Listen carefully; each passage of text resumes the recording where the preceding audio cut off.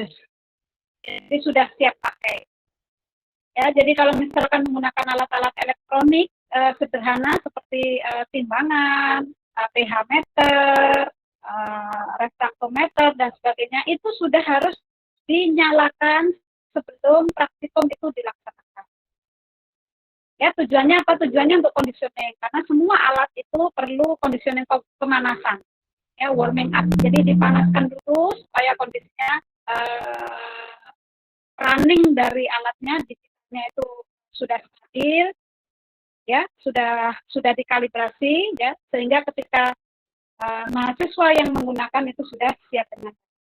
Begitu juga ketika Anda melakukan penelitian, misalkan Anda memerlukan alat-alat elektronik digital, maka Anda jangan langsung menyalakan pada saat digunakan, tapi diberikan waktu untuk warming up, untuk memanaskan alat. Sama seperti mungkin kendaraan Anda sebelum dipakai, itu dipanaskan dulu. Ya, kalau kendaraan tujuannya supaya olinya itu sudah berputar dengan melumasi dengan merata, baru bisa digunakan. Sama ya, di alat-alat elektronik yang kita gunakan itu juga seperti itu. Jadi sudah pada saat digunakan itu pembacaannya sudah stabil. Ya, kemudian kalau Anda menata dan menyimpan alat, mungkin dalam skala yang lebih kecil adalah alat-alat yang dipinjamkan kepada Anda, diberikan locker tersendiri. Nah, itu juga jangan asal menyusunnya ya. Jadi dimulai dari hal-hal yang kecil. Anda bisa mulai menata alat dan bahan Anda dalam posisi yang juga siap pakai. Nah, untuk skala yang lebih besar, untuk di pengelolaan satu laboratorium, tentu ini harus diperhatikan apa saja jenis fasilitasnya, kemudian apa lokasinya, tata letaknya, kemudian alatnya, kondisi alatnya, jenisnya apa, kemudian apa, digunakan untuk apa, itu juga harus diketahui.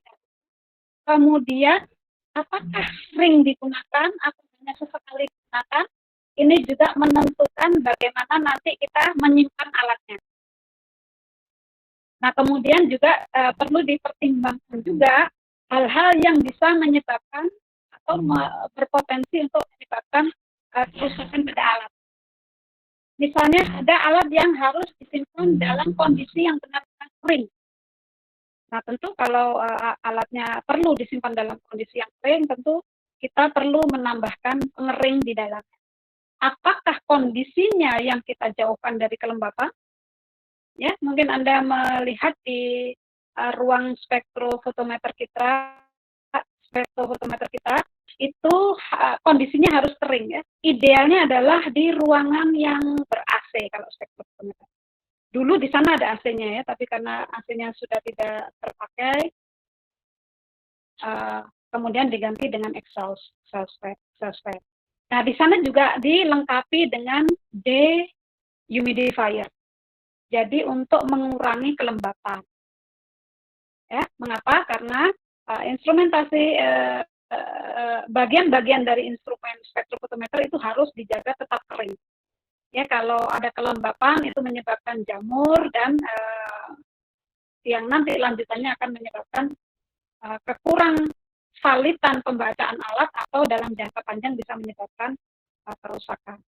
Ada alat yang harus dijaga dalam temperatur yang tertentu, misalkan harus dalam temperatur yang sejuk. Ya, berarti harus di dalamnya harus diberi dengan air conditioning, ya, pengkondisi udara.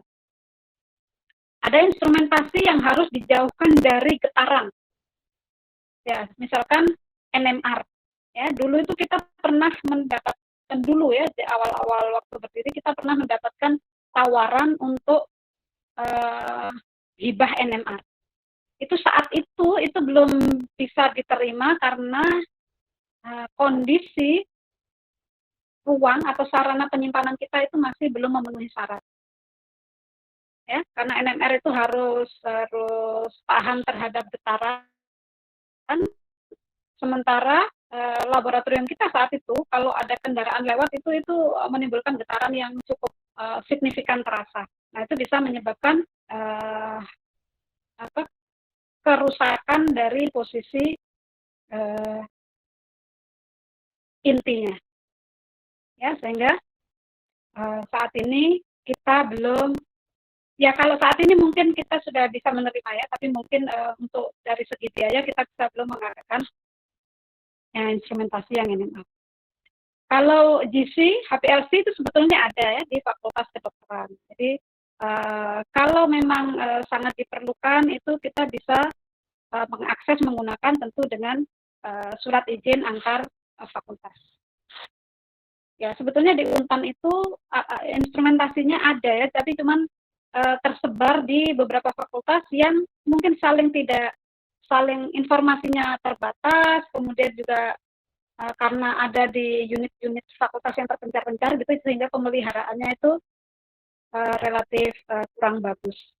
Ya, cita-cita kita tentu dengan adanya UPT laboratorium terpadu, mudah-mudahan nanti instrumentasi yang tersebar itu bisa dikumpulkan sehingga lebih mudah diakses dan membawa kemanfaatan yang mudah-mudahan ya. Itu terus kita lakukan, tapi tentu saja itu tidak mudah karena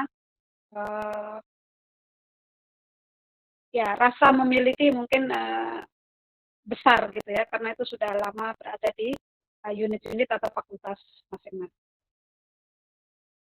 Nah, kemudian bagaimana kita menyimpan alat yang ada? Kalau penyimpanan itu kita harus perhatikan juga tingkat kecanggihan alat, ya. Tingkat kecanggihan itu berhubungan dengan harga. Ya, instrumentasi itu bukan sekedar harganya tidak lagi dalam kisaran ratusan juta, tapi sudah dalam miliar. Kayak AAS, kemudian kalau mungkin yang TOC meter kita itu mungkin masih ratusan juta ya. Kalau AAS itu sudah di atas 1 miliar, itu sudah sekitar 2 sampai 2,5 miliar yang kita punyai. Ya, jadi tentu harus dipertimbangkan menyimpannya di dalam ruang yang keamanannya terjamin. Kemudian fungsinya. Jadi harus dipisahkan menyimpan apakah alat itu tidak sering digunakan, hanya berfungsi sebagai alat ukur yang sesekali digunakan, alat ukur yang setiap saat digunakan, atau hanya sebagai penyimpan. Nah, itu juga nanti berhubungan dengan di mana kita menyimpannya. Ya. Kemudian seberapa banyak alat kita.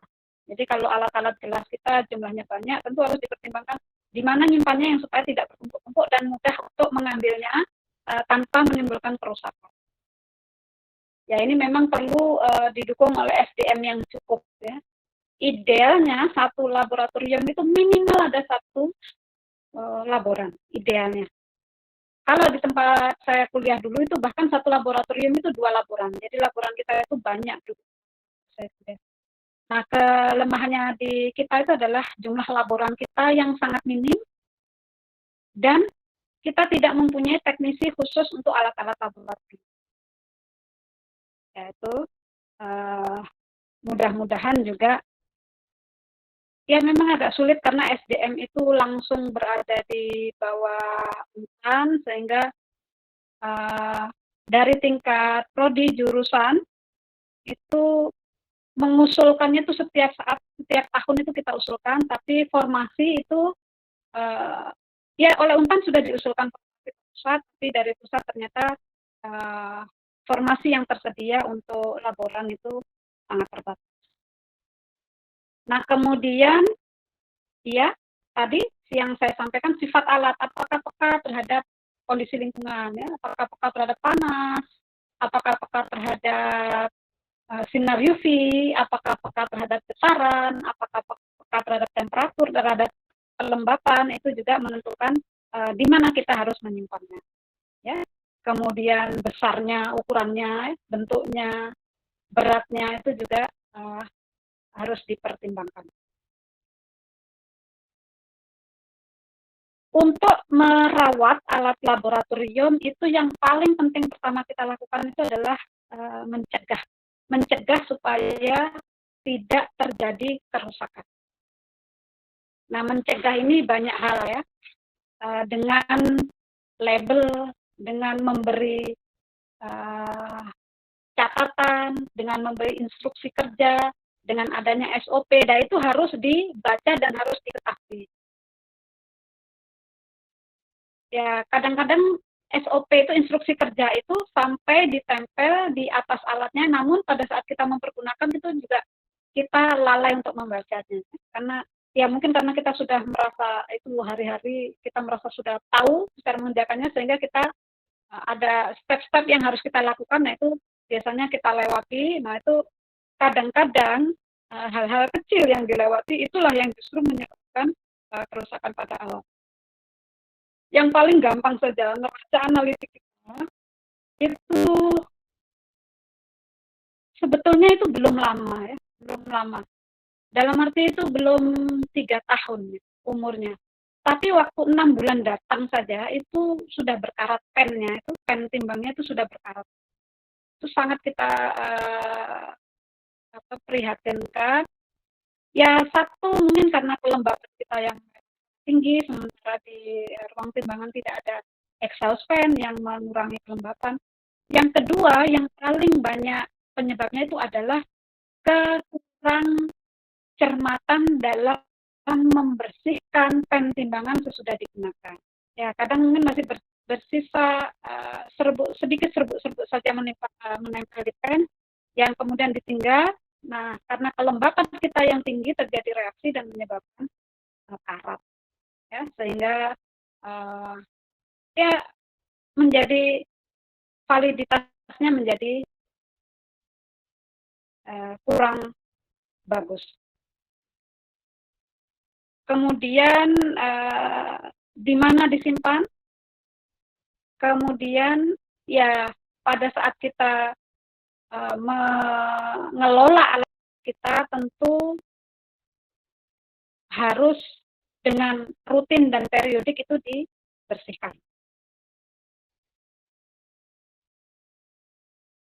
Ya, karena laboratorium kita itu penggunaannya kalau kemarin itu mungkin malah istirahat 2 tahun ya, tidak ada tidak digunakan secara rutin gitu ya, meskipun digunakan beberapa masih digunakan untuk riset, tapi secara rutin untuk praktikum itu tidak digunakan. Nah, kalau sedang jalan praktikum itu frekuensinya itu rapat sekali, sehingga kadang-kadang waktu untuk membersihkan itu menjadi diabaikan, ya, dilupakan. Nah, ini juga faktor utama yang menyebabkan alat-alat kita menjadi cepat rusak. Ya, kemudian pemeliharaan, sekali lagi ini memerlukan teknisi khusus yang memang concern untuk merawat alat-alat laboratorium kita. Misalkan ya, untuk pompa, nah itu perlu olinya dicek apakah masih cukup atau sudah kering, ya. Karena kalau tidak, itu juga menyebabkan alat kita cepat rusak. Kemudian juga kalau instrumentasi spektrofotometer itu ada lampunya itu mempunyai lifetime ya, waktu hidup. Nah itu bagaimana supaya waktu hidupnya itu tergunakan dengan baik dan terawat dengan baik. Ya, jangan sampai waktu hidupnya itu sia-sia gitu. Jadi misalkan waktu hidupnya 5.000 jam. Nah, itu ternyata pada saat kita pakai 1.200 jam itu sudah rusak karena kita kurang merawatnya. Ya, ini juga terkait dengan yang tadi, memeriksa di awal untuk mendeteksi kerusakan dini. Dan ada alat-alat yang memerlukan tune up, ada yang memerlukan dituning lagi, ya, dicek lagi apakah semua fungsinya itu masih berjalan sesuai standar. Ya, jadi setiap alat itu dilengkapi dengan manual ya untuk mengecek apakah masing-masing fungsi komponennya itu berfungsi dengan baik. Ya, untuk alat-alat tertentu ini memerlukan kalibrasi, ya, ketepatan, sehingga pada saat kita gunakan kita mendapatkan angka yang memang terkalibrasi dengan baik. Ya, terkalibrasi itu sudah dibandingkan dengan alat ukur yang menjadi standar. Ya, jadi kalau yang kita sebut dikalibrasi itu berarti kita bandingkan dengan alat ukur yang standar. Ya, misalkan kalau timbangan itu ada tombol atau katup untuk memutar dan ada bandul ya yang beratnya itu sudah terkalibrasi, jadi menjadi standarnya. Jadi ada bandul misalkan 100 gram. Nah, pada saat itu dikalibrasi itu timbangan kita harus menunjukkan 100 gram. Plus minus berapa itu tergantung keakuratan alat. Plus minus misalkan 0,02. Nah, itu tergantung masing-masing alat ada keakuratan sendiri-sendiri. Kalau pH meter, nah itu kita kalibrasi dengan larutan yang pH-nya itu sudah tertentu. Ya, biasanya kita kalau asam kita gunakan pH 4 untuk mengkalibrasi asam, 7 untuk netral dan 9 atau 10 untuk pH basah. Ya. Ini nanti minggu depan saya akan tampilkan video bagaimana mempergunakan atau nanti di Google Classroom-nya akan saya sampaikan link videonya bagaimana teknik mempergunakan neraca analitik dan pH meter. Kalau ada kerusakan ringan yang bisa kita perbaiki, tapi kalau memang itu di luar kualifikasi kita untuk memperbaiki, kita serahkan kepada teknisi untuk memperbaiki. Dan kalau memang di awal itu ada komponen-komponen yang diketahui rusak atau akan rusak, itu perlu dideteksi secara dini supaya bisa dilakukan perbaikan atau pergantian terhadap komponen-komponen yang rusak. Kemudian untuk menyimpannya ini juga ada bukan aturan ya, tapi anjuran untuk menempatkan alat-alat yang berat itu diletakkan di tempat yang tidak tinggi. Jadi kalau misalkan kita punya laci bersusun, maka yang tinggi itu digunakan untuk alat-alat yang ringan dan yang di bawah itu untuk alat-alat yang ya. Tentu ini selain untuk memudahkan pada saat kita mengambil dan mempergunakan, juga untuk menghindari kecelakaan misalkan ya kalau dengan tanpa sengaja misalkan ya laci atau lemarinya itu roboh, nah itu jangan sampai menimbulkan kecelakaan yang berat ya. Kalau misalkan alat-alat berat disimpan di tempat yang tinggi, kalau jatuh ya tentu potensi untuk menimbulkan kecelakaan yang berat itu lebih besar. Nah, kemudian juga kalau kita mempergunakan atau memelihara alat juga mesti memperhatikan sifat dari bahan dasar pembuat alat. Jadi misalkan kalau kita ingin memanaskan sesuatu menggunakan alat gelas, tentu Anda harus melihat apakah bahan dari alat gelas yang kita gunakan itu bersifat tahan panas atau tidak. Ya, misalkan kita mau memanaskan menggunakan beker gelas. Tidak semua beker gelas itu terbuat dari kaca borosilikat yang sama. Ya, jadi dengan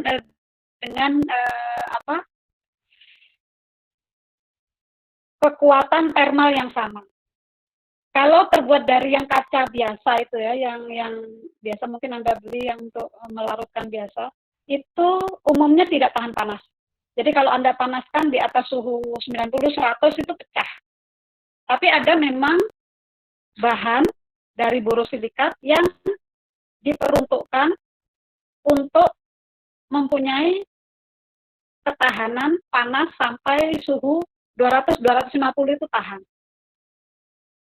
Ya, yang mungkin yang biasa kualifikasi T-Rex, nah itu memang tahan panas. Jadi kalau Anda langsung gunakan di atas manas itu watt. Jadi harus diperhatikan sifat bahan pembuatnya. Atau ada alat-alat yang terbuat dari logam, dari besi, dari logam yang lain. Itu juga kalau Anda menyimpannya jangan disimpan dengan zat-zat kimia, berdekatan dengan zat-zat kimia yang bersifat korosif terhadap logam tersebut. Ya, jadi dipertimbangkan di mana menyimpannya. Untuk alat-alat tertentu ada yang peka terhadap lingkungan ya. Ya, seperti yang saya sampaikan tadi, misalkan ada NMR itu juga disimpan dalam ruangan yang relatif tahan terhadap getaran. Ya, kemudian untuk alat-alat yang sensitif terhadap kelembapan, disimpan dalam ruang atau lemari penyimpan yang dilengkapi dengan biasanya harus dalam ruangan yang diberi lampu panas tertentu. Kemudian kalau di dalam lemari diberi zat penyerap kelembapan. Kalau di dalam ruangan diberi alat penyerap kelembapan atau dehumidifier. Nah, sebisa mungkin pengaturan alat, kalau alat dari logam itu dipisahkan dari alat yang gelas untuk menyimpannya. Ya, jadi kalau alat-alat yang logam yang dilengkapi dengan medan magnet, nah itu juga jangan ada alat-alat yang sensitif terhadap medan magnet ya jangan disimpan berdekatan dengan magnet. Ya misalkan tuh stopwatch gitu ya, alat-alat yang sederhana seperti stopwatch itu jangan disimpan dekat dengan magnet. Ya nanti akurasinya akan berkurang dalam jangka panjang, akurasi dari stopwatchnya akan berkurang. Alat yang kemasannya dalam harus satu set, itu menyimpannya juga harus dalam satu set. Ya, jangan sampai alat yang dalam pengoperasiannya itu terdiri dari banyak komponen, itu disimpan komponennya disimpan terpisah-terpisah. Nah ini biasanya kalau hilang satu, alatnya itu tidak jalan, akhirnya hal yang sepele seperti itu membuat alat ini tidak bisa dioperasikan dalam jangka panjang. Jadi kalau alat yang satu set ya, misalkan kalau spektrometer UV kita itu memerlukan kuvert gitu ya. Nah itu menyimpannya ya, misalkan tidak sedang digunakan, sedang tidak dipergunakan, menyimpannya itu juga diusahakan satu set. Ya, jadi pada saat kita memerlukan komponennya itu tersedia berdekatan dengan alat tersebut. Ya, kemudian ada alat-alat tertentu yang disimpannya itu harus dalam posisi tertentu. Jadi apakah dia harus disimpan dalam posisi tegak, apakah dia harus disimpan dalam posisi tidur, atau disimpan dalam posisi menggantung ya. Seperti alat-alat untuk hygrometer ya. Hygrometer itu nyimpannya harus tergantung. Ya, tidak boleh semuanya dirapikan dalam posisi tidur semua, tidak. Jadi disesuaikan dengan spesifikasi dari alat tersebut.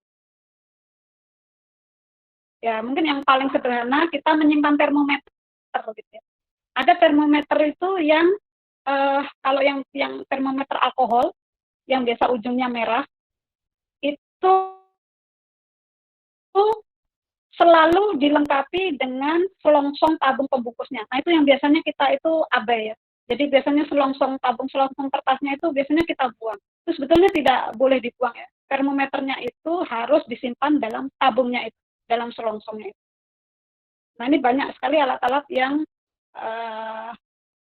biasanya kita dilengkapi dengan tempat penyimpanannya itu, tapi kadang-kadang tempat penyimpanannya itu karena memang menyita ruang ya, itu biasanya terus kita buang dan dianggap tidak penting. Padahal justru itulah yang membantu merawat keawetan alat kita. Nah, kemudian untuk alat-alat yang berat, instrumentasi yang besar, itu selalu dilengkapi dengan buku manual book. Buku manual ini biasanya cukup tebal, ya mungkin Anda tahu ya, Anda mungkin membeli apa gitu yang itu selalu disertai dengan buku manual. Buku manual ini kan biasanya tebal. Nah, biasanya buku manual ini diturunkan dalam bentuk instruksi kerja untuk alat itu. Ya, instruksi kerja itu sudah merangkum langkah-langkah yang ringkas dalam mengoperasikan suatu jenis alat. Sehingga sebelum Anda menggunakan satu jenis alat atau instrumentasi tertentu, sangat disarankan untuk terlebih dahulu membaca instruksi kerjanya. Itu sudah prosedur yang paling ringkas, yang paling singkat, instruksi kerja. Memang idealnya membaca manual book-nya. Ya, tapi sekali lagi manual book itu cukup tebal dan cukup rumit, ya. Jadi setidaknya itu sudah membaca instruksi kerjanya. Ya, ini untuk menjaga supaya alat kita itu awet. Nah, untuk alat-alat gelas, khusus ya alat-alat gelas kaca, ini adalah alat yang paling banyak kita gunakan dan yang paling memungkinkan kita gunakan langsung. Nanti Anda juga langsung memegang kalau dengan alat gelas. Alat gelas kita itu jumlahnya terbatas dan pemakaiannya itu bergantian, bergiliran. Ya, jadi kalau Anda nanti masuk ke riset tugas akhir dan kemudian Anda ngebon gitu ya, mengajukan pinjaman alat, maka pergunakan alat yang dipinjamkan kepada Anda itu seefektif mungkin dan secepat mungkin. Jangan sampai menyia-nyiakan waktu, Anda simpan lama, ya. Ketika teman-teman Anda atau adik-adik Anda memerlukan, itu jumlahnya sudah tidak memenuhi lagi, jadi sudah harus mengantri lagi lebih panjang. Dan kalau memang Anda sudah menyelesaikan pekerjaan, sesegera mungkin untuk membersihkan dan mengembalikan lagi dengan jumlah dan spek yang sama sesuai yang Anda pinjam di awal. Jadi misalkan dalam perjalanannya Anda memecahkan gelas ya dengan spek Pyrex gitu ya, yang sampai tahan 270 derajat, maka Anda harus mengembalikan sesuai speknya itu. Ya, jangan diganti dengan yang spek di bawahnya. Nah, kalau Anda menggunakan alat-alat dari kaca dari gelas itu, penting untuk selalu mencuci sebelum dan sesudah digunakan, ya, terutama sesudah digunakan.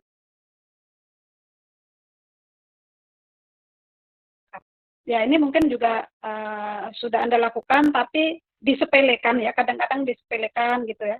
Besok saja mencuci, akhirnya mengerak, yang kemudian sulit untuk dibersihkan dengan pencucian yang umum, pencucian yang biasa.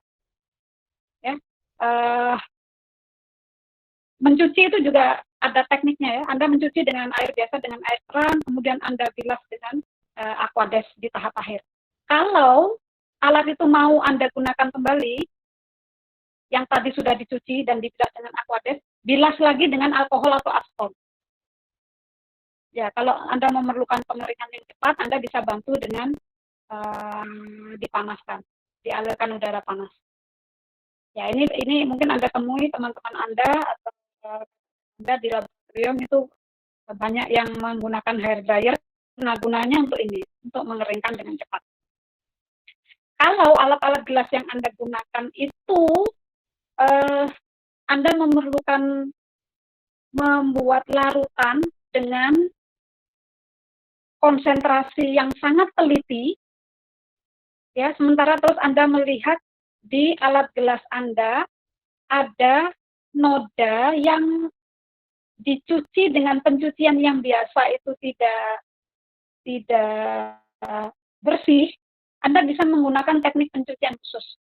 Salah satunya Anda bisa menggunakan sonikator. Ya, ada sonikator kita yang di ruang laboratorium biotek, ya, itu ada washing sonikator.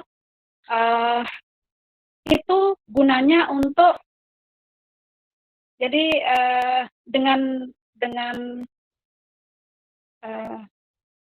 gelombang dengan energi yang lebih tinggi itu gunanya bisa untuk mengeluarkan kotoran yang terjebak di pori-pori yang sangat kecil.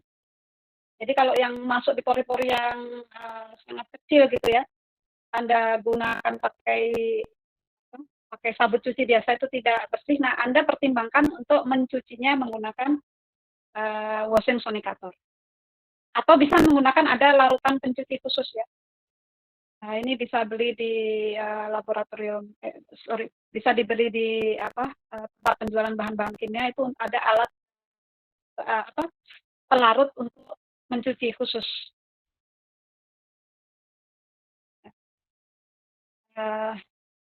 Biasanya ini berhasil ya. Jadi di Sonikator nanti ini minggu depan juga akan saya sampaikan bagaimana teknik menggunakan washing Sonikator. Seberapa air yang perlu ditambahkan, kemudian ditunggu seberapa lama, kemudian bagaimana menggerakkan alat Anda sehingga bisa tercuci dengan bersih menggunakan washing machine.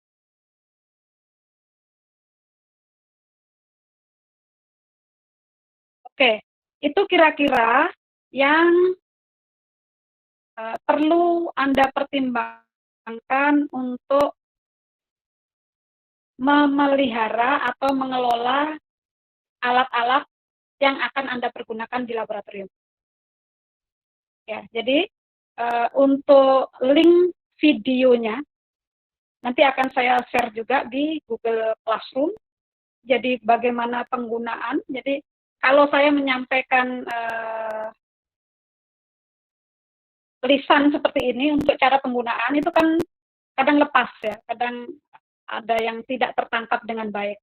Nah, seperti yang beberapa minggu yang lalu untuk keselamatan kerja di laboratorium, saya memberikan link video, Anda perhatikan, kemudian saya akan menyampaikan secara teori berdasarkan video yang Anda lihat, kemudian kita diskusikan pengalaman-pengalaman apa yang sering terjadi di laboratorium. Ya. Demikian juga nanti untuk penggunaan alat baca analitik, penggunaan alat pH meter, saya akan share juga link videonya, kemudian kita akan diskusi lagi berdasarkan secara teori yang tadi disampaikan. Bagaimana sebaiknya mempergunakan alat-alat tersebut. Ya, kemudian baru saya akan masuk ke pengelolaan bahan kimianya. Oke, kira-kira itu yang dapat saya sampaikan untuk pertemuan kita hari ini. Silahkan kalau ada yang mau diskusikan atau disampaikan.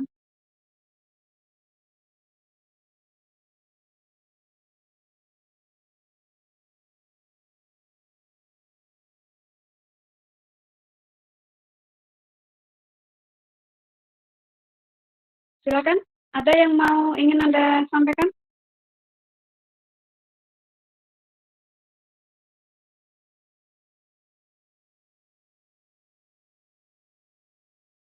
Rini, Hidayani, ada Rini? Ada, Bu. Ada yang mau didiskusikan atau disampaikan Rini? Untuk sekarang sih belum ada sih, Bu. Oke, yang lain Mahadi, ada Mahadi? Ada, Bu. Jadi Ibu tanya satu saja. Ada Mahadi? Apa-apa? Siapa? Kristina ya, Kristina. Iya Bu. Ini kan biasa kalau di tabung reaksi itu ada beberapa tabung reaksi itu yang kayak warna itu udah berubah gitu kan Bu. Kayak ada yang kena entah kena apa gitu Bu. Jadi kuning. Nah itu bisa mempengaruhi nggak sih Bu? Iya, tentu saja. Jadi warna dasar alat gelas kita itu kan tak berwarna ya, transparan ya, bening. Jadi kalau dia berubah warna atau berubah kondisi atau ada endapan yang mengerak dan sebagainya, tentu ada potensi untuk bahan-bahan yang tertempel di sana.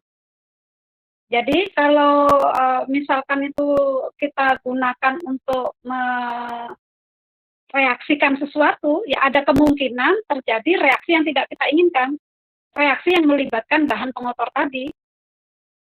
Itulah sebabnya yang saya sampaikan tadi, kalau memang dia tidak bisa dicuci dengan teknik pencucian yang umum, perlu digunakan teknik pencucian khusus, Kristina.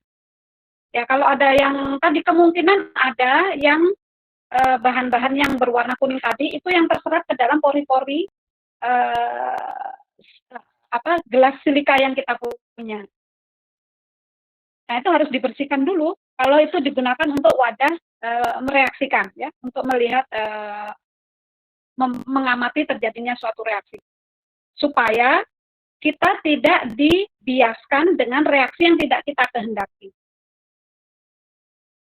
Nah, yang paling sering pengalaman itu adalah wadah gelas itu yang seharusnya tidak digunakan sebagai tempat penyimpanan, itu digunakan oleh mahasiswa sebagai tempat penyimpanan. Dan tidak memahami sifat bahan yang disimpan. Misalkan, sekali lagi, bahan gelas yang kita punya itu terbuat dari gelas borosilikat.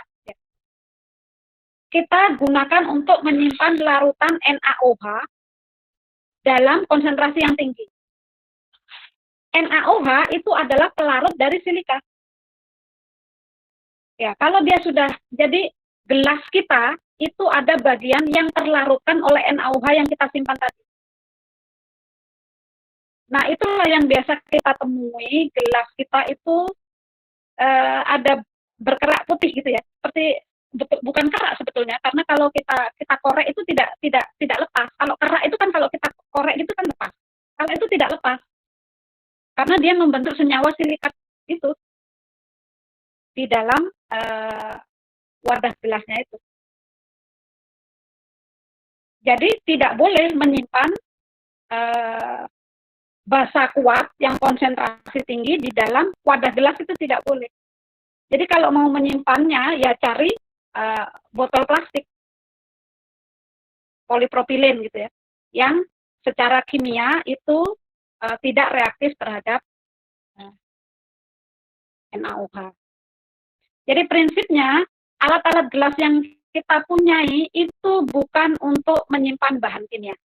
Kalau kita ingin menyimpan bahan kimia terutama dalam jangka waktu yang lama, kita harus menggunakan botol-botol tertentu untuk menyimpan sesuai sifat bahan. Ya, apakah bahan kita itu tidak bereaksi, kita simpan di dalam gelas kaca, apakah harus disimpan dalam gelas dalam botol plastik, atau disimpan dalam gelas kaca tapi yang berwarna gelap dan disimpan dalam lemari yang gelap.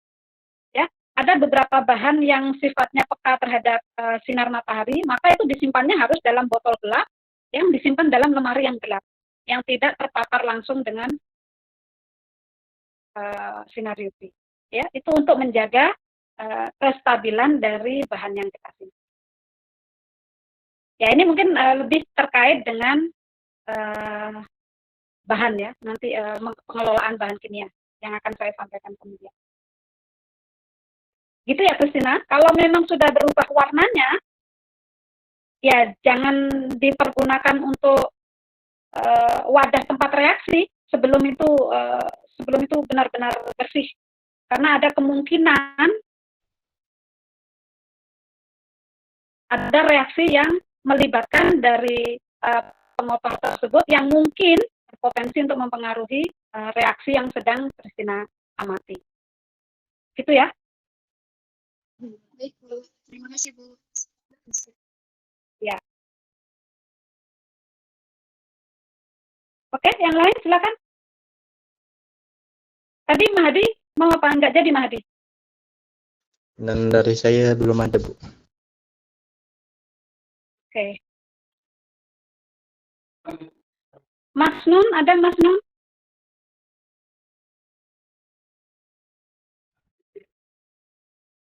Ada, Bu. Ada? Ada yang mau disampaikan, Mas Nun?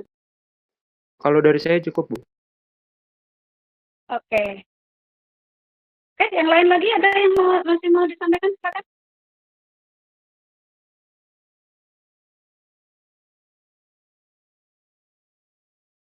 Cukup? Semuanya? Bisa dipahami ya? Bisa, Bu. Iya, Bu, bisa, Bu. Oke, kalau sudah tidak ada lagi yang kita diskusikan